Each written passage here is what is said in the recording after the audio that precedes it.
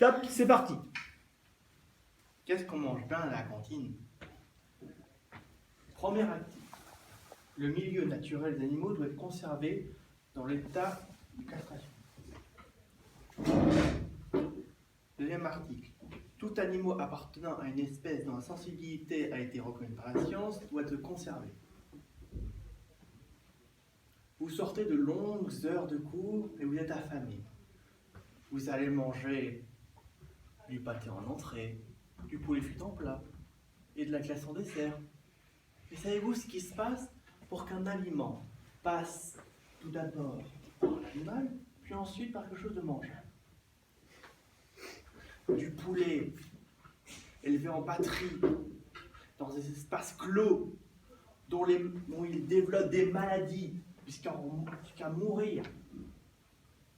Des vaches inséminées de force et dont leur veau est directement arraché et dont elles sont plus assez rentables, directement envoyées à l'abattoir. Ou bien des oies qu'on oblige à manger encore et encore et dont un tiers en meurt, où ils n'ont plus d'oxygène ou bien meurent d'indigestion. Ou bien des cochons tués directement car ils sont envoyés à l'abattoir et cela détruit de l'intérieur. Ou bien encore des taureaux détruits pour la fascination de l'homme. Et pourtant, mais quel est le problème? Le vrai problème, c'est qu'il faut nourrir 7,7 milliards de personnes. Alors, on a inventé la production de masse. Une production qui se fiche du mal qu'il peut faire. Mais le vrai problème, c'est qu'on se fiche des animaux. On préfère fermer les yeux, être indifférent, nier notre apport. Et pourtant, certains luttent pour eux. Il y a la N214 qui diffuse des images, des vidéos montrant des choses inhumaines dans les abattoirs.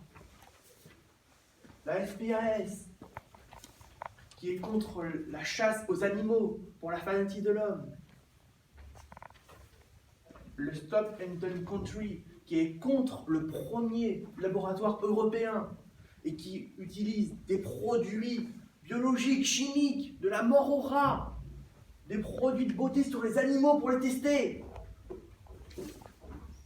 L'alliance anti-corrida qui, elle, est contre la corrida qu'on fait sur les animaux qui est inhumaine. Ou bien la SPA, que beaucoup connaissent, et qui protège et même redonne des animaux pour pouvoir revivre. Mais bon, je suis un gros mangeur de viande, j'aime voir une bonne corrida, et sûrement que je vais faire des expériences sur les animaux. Alors pourquoi? Pourquoi je veux faire cette plaidoirie sur les animaux? Car à mon faible niveau, je voudrais au moins pouvoir faire quelque chose. Alors si pour cela, il faut que je fasse une plaidoirie, alors je ferai la meilleure plaidoirie possible.